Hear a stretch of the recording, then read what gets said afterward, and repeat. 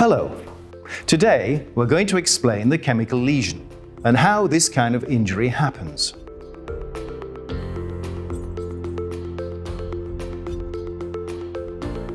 A chemical lesion happens when a chemical product gets in contact with human tissue, as to say the skin or the eyes.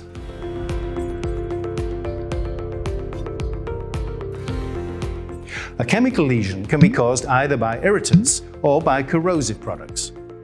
On the one hand, irritants can cause erythema, redness, itches, or feeling of dryness. In terms of cell destruction, we can speak then about minor reaction. However, we should not forget the toxic aspect that may be linked to the nature of the product. Think, for example, of white spirit, which is irritating for the skin, but also toxic for the human body. On the other hand, corrosive products can potentially cause serious lesions because of their ability to penetrate the human tissue.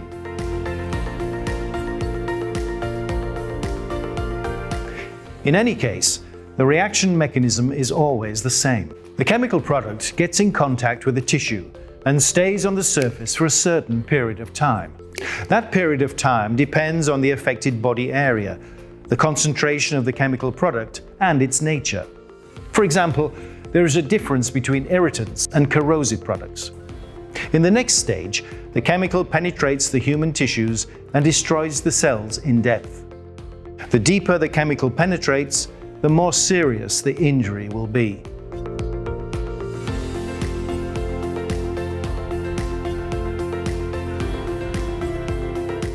Four factors will define the severity of the chemical lesion: the nature and the concentration of the chemical, the duration of the contact, and the product temperature. First, there is the nature of the product. Depending on the composition of the product, we can notice important differences.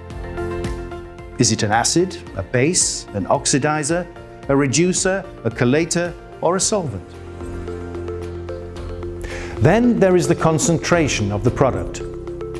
For example, there is a big difference between a household toilet unblocker and industrially concentrated sodium hydroxide used in water treatment.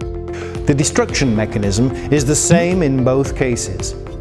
Cells liquefy when getting in contact with the sodium hydroxide molecules.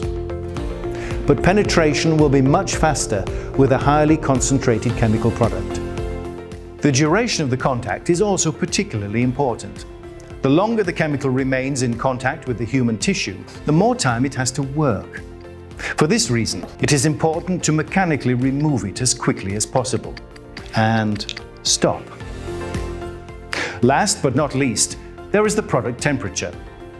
Any liquid brought to a temperature higher than 50 degrees unavoidably causes a thermal burn in case of contact. Cells are destroyed, and therefore penetration of the chemical in all tissue is facilitated. As you can see, the severity of the injury is causally connected to the penetration of the product in the tissue. Therefore, the aim of decontamination is to stop or to minimize product penetration in the tissue as quickly as possible. Decontamination cannot cure, but it has an essential role to stop or limit penetration of the chemical.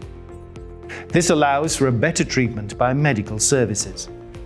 That's why the first aid devices are so important in case of chemical splashes.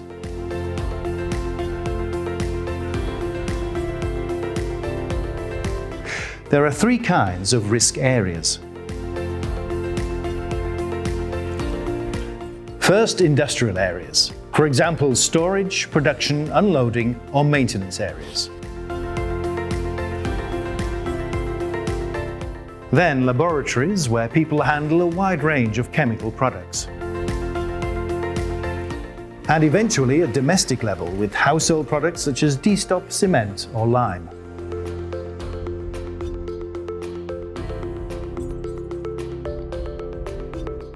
A splash with a chemical agent may be related to a human handling error.